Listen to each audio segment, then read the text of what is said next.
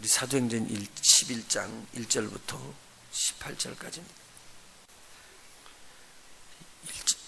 1절에 보면 유대에 있는 사도들과 형제들이 이방인들도 하나님의 말씀을 받았다 함을 들었다고 여기 먼저 기록하고요.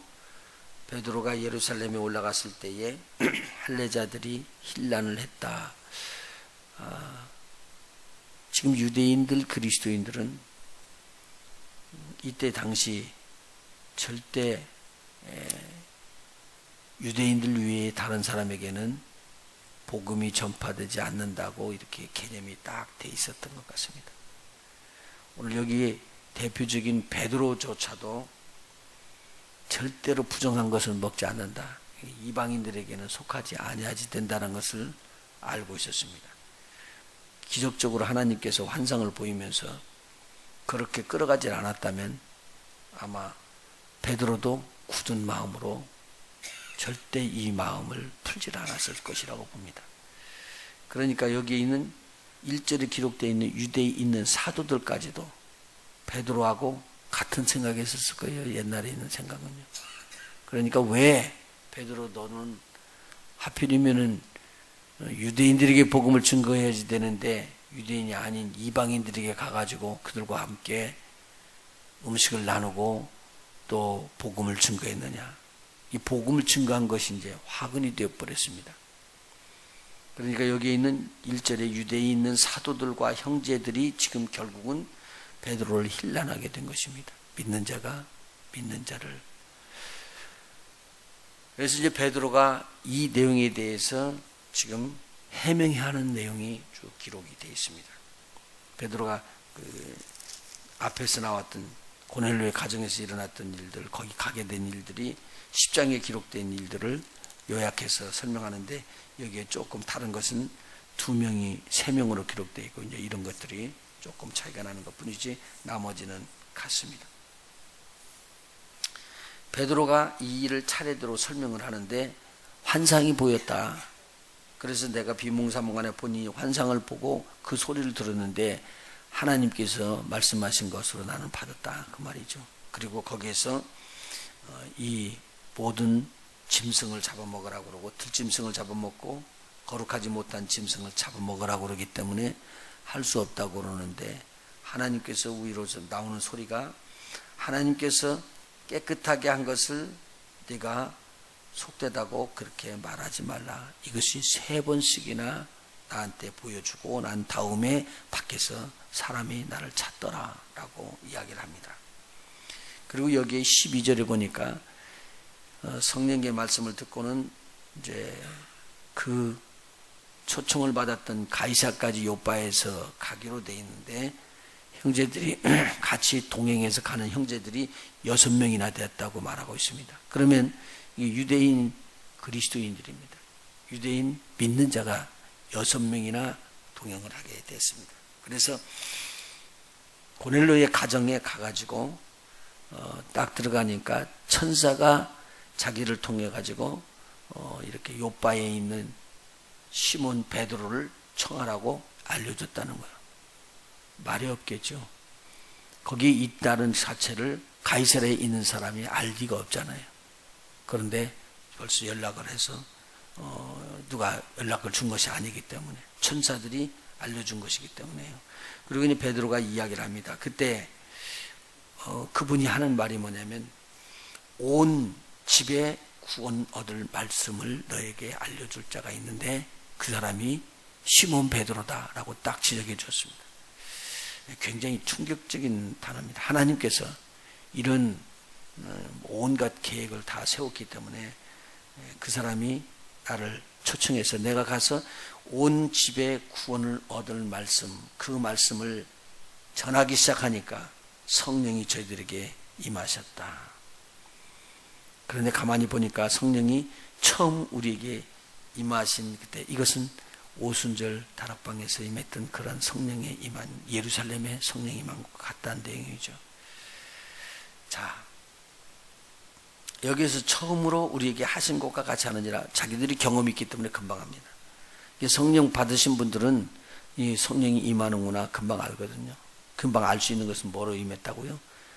여기서 어제도 말씀하신 것처럼 성령 부어주심을 놀랬다라고 어제 45절에 10장 45절에 기록된 것 보면 방언을 말하며 하나님을 높이는 것이라고 46절에 기록이 되어 있습니다. 저기가 보고 금방 알았습니다. 똑같이 맺다. 그래서 이방인에게 오는 건데 이방인 중에서도 로마인들에게 오는 이 성령의 부어주심을 이야기를 하고 있습니다. 그래서 16절에 보니까요. 내가 주의 말씀에 요한은 물로 세례를 주었으나 너희는 성령으로 세례를 받으리라 하신 것이 생각났노라. 그러면 이 일이 일어나는 것이 사람이 한 것이냐? 아니다. 베드로가 지금 하는 요점의 설교, 해명의 요점은 이것입니다. 지금 이렇게 일어났던 모든 일들이 내가 한 것도 아니요. 우리가 한 것도 아니다. 누가 했느냐면 바로 하나님이 하신 것이다. 하나님이 우리가 주 예수 그리스도를 믿을 때에 주신 것과 같은 성령의 선물, 그 같은 선물을 그들에게도 줬어. 이방인들을, 로마 사람들에게도 줬으니 우리가 상종 않는다고 해도 하나님은 속되지 않다, 이미 깨끗하게 했다라고 이야기하는 사람들이다, 그 말입니다. 그럼 우리가 누군데 하나님을 등에 맡겠느냐? 하나님은 역사하셔서 성령을 선물로 주시고 그렇게 했는데, 그때 그들이 하는 소리가 이방인에게도 그러면 생명 얻는 회개를 주셨다. 어제 제가 조금 말씀을 드렸습니다. 이게 복음의 핵심입니다. 생명 얻는 회개를 하나님께서 이방인들에게도 허락하셨다. 그래서 이제 모든 것들이 다 지어져 나가는데, 글을 쓰는데도 이제 통일되게 된 거예요. 하나님이 세상을 이처럼 사랑하사, 하나님이 유대인을 사랑하사, 그렇게만이 아니거든요. 하나님이 세상을 이처럼 사랑하사. 그래서 모든 땅의 모든 민족들이 이꼴이 된 거예요. 그래서 다들 복음을 받을 수 있는 거죠. 한 사람 한 사람들이 다 생명이 있기 때문에 그 생명이 우리 하나님께서 귀하게 여기고 깨끗하게 그렇게 복음을 증거할 수 있기 때문에 오늘 땅끝에 복음이 증거되게 되십니다. 지금까지 오직 성령이 너에게 임하시면 권능을 받고 예루살렘과 온 유대와 사마리아와 그리고 온 그 지역에 있는 변방에까지 복음이 증거되면서 이제 안디옥이라는 시리아 쪽으로 복음이 증거되고 소아시아로 넘어가기 전에, 터키 쪽으로 넘어가기 전에 하나님께서는 누구를 바꿔야 되느냐? 복음을 전달해주고 나눠줘야 될 유대인 그리스도인들을 뒤바꾸기를 원했습니다. 우리의 정신이 바꿔져야 된다는 거죠. 하나님께서 우리에게 하나님의 일을 이루는데 제일 방해하는 게 뭐냐면 어떻게 보면 우리의 생각인 것 같아요. 하나님의 뜻이 따라가야 되는데 내 생각이 꽉 들어있기 때문에 내 생각이 너무 보수적으로 꽉 해서 하나님의 뜻을 막고 있지 않는지, 이것은 내가 생각이 이렇고 내가 생각이 이렇고 그래서 주님 것이 막고 있지 않는지 굉장히 어려운 이야기거든요. 그런데 그 생각에 사로잡히는 것은 내 생각과 환경이 계속적으로 쩌들을 때 들어오는 거예요. 그런데 하나님의 말씀에 안에 들어가서 하나님의 말씀을 딱 붙잡게 되면 그 하나님의 말씀이 우리의 묵은 생각을 깨는 거죠. 그래서 마음의 할례라고도 이야기하고 우리의 생각이 또 이렇게 탈피해버리게 될 때 그때 하나님의 일이 일어납니다.